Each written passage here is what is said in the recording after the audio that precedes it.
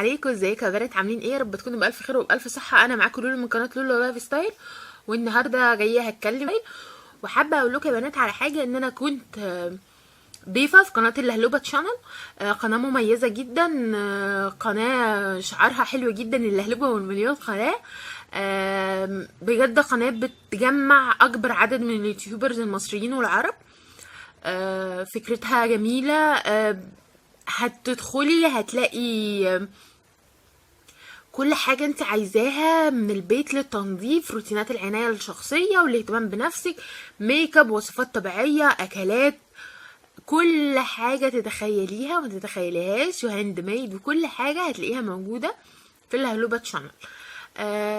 بجد قناة حلوة، قناة جميلة جدا. ان شاء الله يوصلوا للمليون قناة بإذن الله. هطلب منكم طلب ان انتوا تخشوا تتفرجوا، بجد يا بنات هتستفيدوا منها. فخشوا واتفرجوا واعملوا سبسكرايب للقناه وتابعوا كل جديد بينزل في القناه.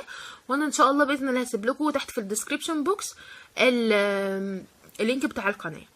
ودلوقتي هنروح عشان نبدا في الفيديو بتاعنا، واستنوني. ازيكم يا بنات؟ عاملين ايه؟ معاكم لولو من قناه لولو لايف ستايل، والنهارده جايه بعمل كفته، فقلت لازم تشوفوها معايا انا بعمل ازاي. اولا انا عندي هنا نص كيلو لحمه، وعندي بصل.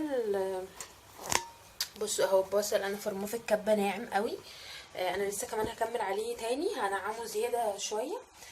وعندي بقسماط، وعندي ملح وفلفل وبضايه، هشوف هحتاجها يا مش هحتاجها. هضرب البصل شويه وهرجع لكم تاني.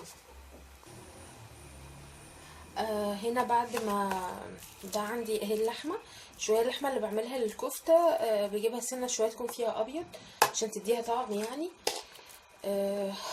ادي البصل، بصوا البصل ناعم قوي ازاي عشان مش يبان. المفروض ان هو ما يبانش، المفروض ان هي تبقى زي عجينه كده يعني خالص.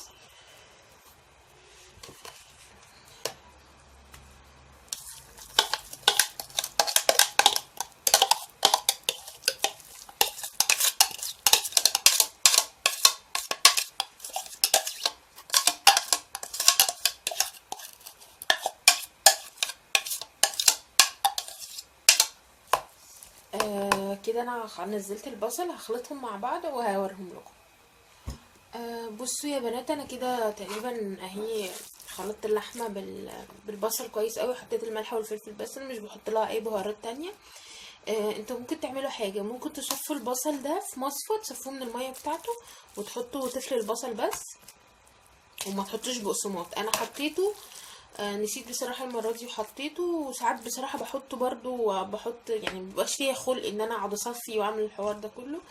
وبحط معلقتين من البقسماط عشان خاطر يشرب الميه شويه.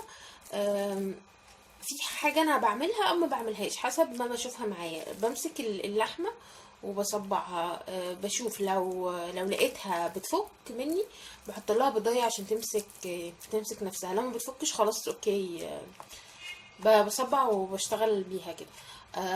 هبتدي اصبعها وهشوف اذا كانت هتحتاج بيضه ولا لا، وهقول لكم انا ضفتها ولا لا. بصوا يا بنات، انا بصبعها على اللي هو الصيغه بتاعت الشيش دي.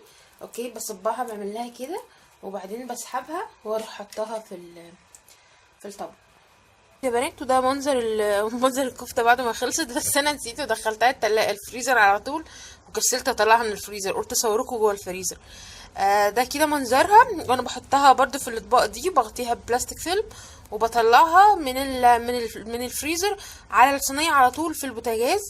وبعمل ايه بعد ما بتبقى خلاص بتستوي في الاخر؟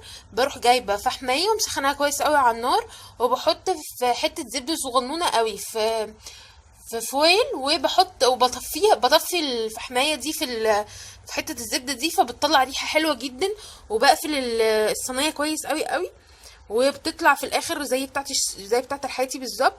يا رب يكون الفيديو عجبكم. ما تنسوش تعملوا شير ولايك وسبسكرايب، واي حاجه عايزينها اكتبها لي تحت في الكومنتات. السلام عليكم.